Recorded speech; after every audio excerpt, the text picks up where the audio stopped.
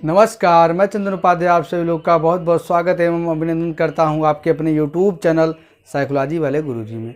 तो आज की क्लास में हम BA third year fifth semester मनोविज्ञान पेपर 2 जिसका नाम है पॉजिटिव साइकोलॉजी, इसके अंतर्गत यूनिट फर्स्ट के लास्ट टॉपिक के बारे में बात करने वाले हैं। और उस टॉपिक का नाम है सकारात्मक मनोविज्ञान पर पूर्वी और पश्चिमी परिप्रेक्ष्य क्या होता है, यानी इंग्लिश में अगर बात करें तो eastern and western perspective on positive psychology.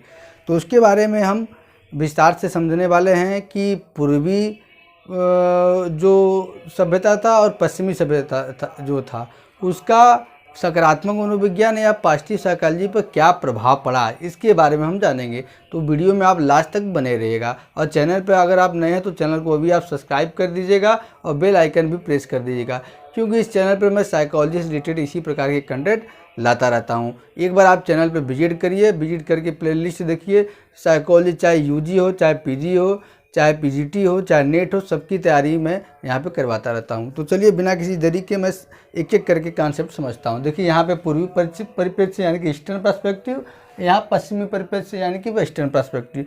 पूर्वी परिप्रेक्ष्य मतलब ऐसे देश जो क्या है पूर्वी मतलब ईस्ट साइड में पड़ते हैं, उसको पूर्वी देश कहा जाता है। अब वेस्ट मतलब पाश्चात्य जो देश होते हैं, यूरोपियन जो देश होते हैं, उनको वेस्टर्न कहा गया। तो देखिए पूर्वी जो परिप्रेक्ष्य है उसमें कुछ पॉइंट हैं, कुछ पॉइंट के आधार पर हम बताते हैं कि इनका क्या प्रभाव पड़ा पॉजिटिव साइकोलॉजी यानी कि सकारात्मक मनोविज्ञान। पॉजिटिव साइकोलॉजी क्या होता है, इसका अर्थ परिभाषा सब जो है मैंने इसके पिछले क्लास में बता दिया है, आप जो है चैनल पर विजिट करके देख सकते हैं। तो आज हम बात करेंगे कि सकारात्मक मनोविज्ञान पर जो पूर्वी दृष्टिकोण है और पश्चिमी दृष्टिकोण है उसका क्या प्रभाव पड़ा। तो इसमें सबसे पहले है कन्फ्यूशियसवाद, यानी कन्फ्यूशियसवाद, आपने कन्फ्यूशियस का नाम सुना होगा, ठीक है। तो इन्होंने ही इसका स्थापना किया था, इसलिए इसको कन्फ्यूशियसवाद कहा था, ठीक है। यानी इसके जो संस्थापक हैं कौन है, कन्फ्यूशियस है।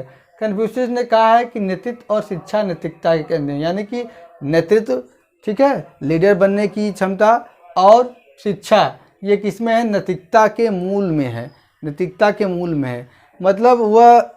मतलब इनका कहना ये है कि वही शिक्षा अच्छी मानी जाएगी, वही ज्ञान अच्छा माना जाएगा जिसमें क्या है, नैतिकता हो और क्या हो, नेतृत्व करने की क्षमता हो। तो मतलब इन्होंने मोरल वैल्यू को ज़्यादा क्या है सपोर्ट किया है, ठीक है, मोरल वैल्यू को। तो ये मोरल वैल्यू भी पॉजिटिव साइकोलॉजी इनसे लिया है। तो कहा है उन्होंने बुराइयों के इलाज में नैतिकता पर जोर दिया। इन्होंने कहा कि अगर हमें समाज से बुराइयां समाप्त करनी है तो क्या है, हमें अपने पीढ़ी को, अपने बच्चे को, अपने समाज को नैतिकता का ज्ञान प्रदान करना पड़ेगा। सद्गुरु प्राप्त करना ही इनके मूल में है, ठीक है। यानी कि ये कह रहे हैं कि नैतिकता जब हम बच्चों को देंगे तो नैतिकता से बच्चे के अंदर अच्छे अच्छे गुण पनपेंगे। जब अच्छे अच्छे गुण पनपेंगे तो ऑटोमेटिक बच्चे अच्छे अच्छे व्यवहार करेंगे और एक अच्छी पीढ़ी का निर्माण होगा। इन्होंने क्या है 5 प्रकार के मुख्य गुण क्या है बताए हैं। क्या क्या बताए हैं, पहला जैन को क्या हिंदी में मानवता कहा जाता है, ठीक है। मानवता आप जानते हैं, इंसानियत। दूसरों के साथ व्यवहार करने का कर्तव्य, ठीक है, मतलब आप दूसरों के साथ कैसा व्यवहार करते हैं, आपको एकदम विनम्र रहना चाहिए, दूसरों के साथ अच्छे से व्यवहार करना। ली मतलब भावनाओं को समझना, ठीक है, दूसरे की भावनाओं को समझकर भी व्यवहार करना चाहिए हमें। जी मतलब बुद्धि, और जी मतलब सच्चाई, हमें हमेशा सच्चाई के साथ खड़ा होना चाहिए। तो मेन जो कन्फ्यूशियस का आपने देखा कि मुख्य बातें ये थी, इसमें से बहुत ऐसे पॉइंट है जिसको क्या है सकारात्मक मनोविज्ञान अपने विषय वस्तु में, अपने कंटेंट में लिया है। अब इसमें है अगला है ताओ धर्म। ताओ धर्म का क्या प्रभाव पड़ा सकारात्मक मनोविज्ञान। तो ताओ धर्म के जो संस्थापक निर्माता हैं कौन है, लाओ त्जू, ठीक है, लाओ त्जू है। ये कहते हैं कि उनके अनुयायियों को क्या है ताओ के अनुसार कार्य करना चाहिए। अब ताओ क्या होता है, तब ये बताते हैं ताओ वह ऊर्जा है जो हर किसी को घेरती है और सबके शरीर में प्रवाहित रहती है, और वो व्यक्ति के क्या है व्यवहार को नियंत्रित और संचालित भी करती है। तो ये कह रहे हैं कि अगर व्यक्ति क्या है ताओ के अनुसार व्यवहार करेगा तो क्या है वो हमेशा जानेगा कि हमारे अंदर जो शक्ति है, जो हमें चला रही है, ठीक है, जो हमें चारों तरफ से घिरी हुई है, वो हमारे पे नज़र बनाई हुई है, ठीक है। तो हमें उस हिसाब से अच्छा व्यवहार करते रहना चाहिए।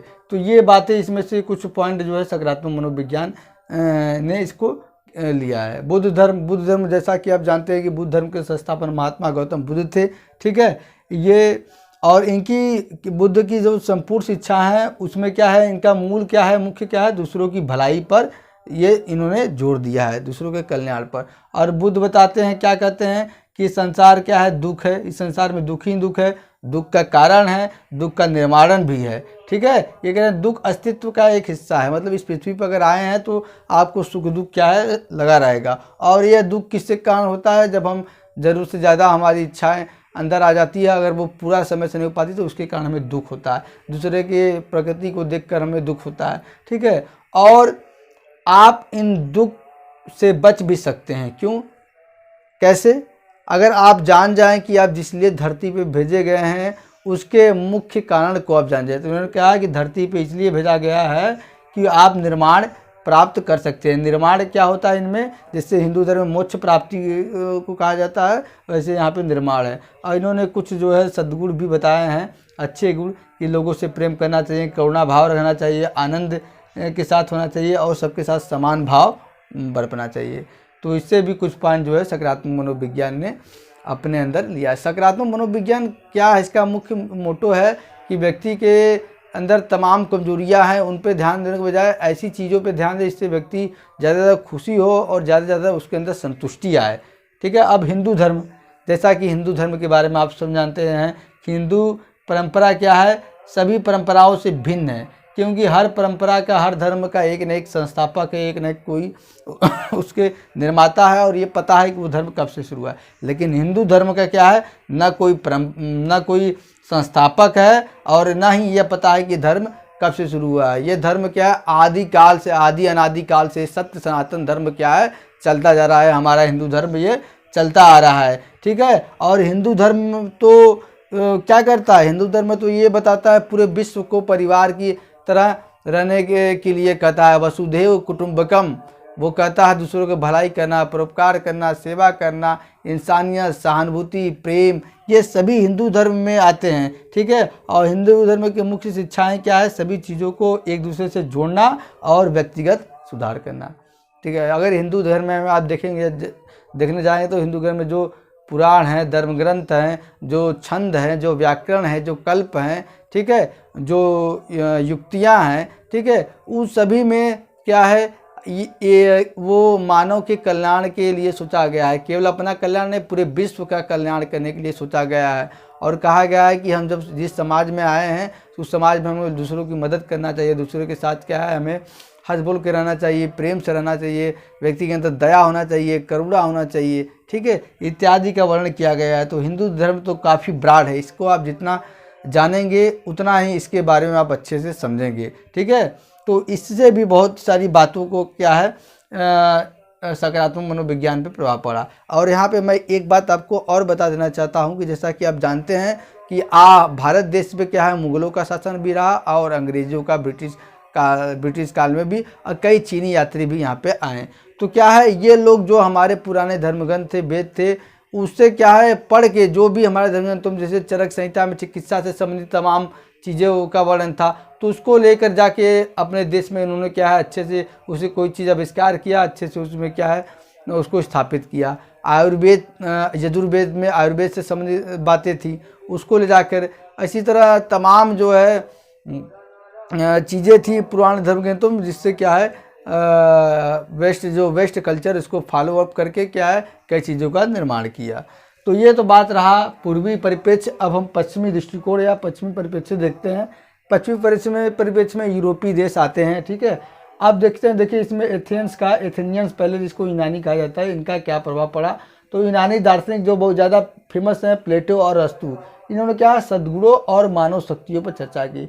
इन्होंने कहा किस तरह से व्यक्ति के अंदर सद्गुण डेवलप किए जाते हैं और मानव के अंदर जो शक्ति है उसका इस्तेमाल किस तरह से लोगों की भलाई में किया जा सकता है।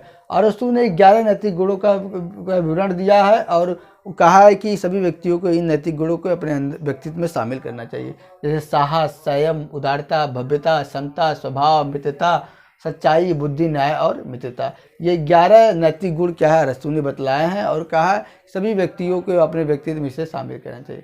इसके अतिरिक्त इन्होंने बौद्धिक गुण जो मुख्य रूप से ज्ञान इसमें शामिल होता है का भी इन्होंने वर्णन किया और ये मानते हैं कि राजनीतिक समुदाय द्वारा विकसित चरित्र की ताकत मानव उत्कृष्टता को जन्म देगी।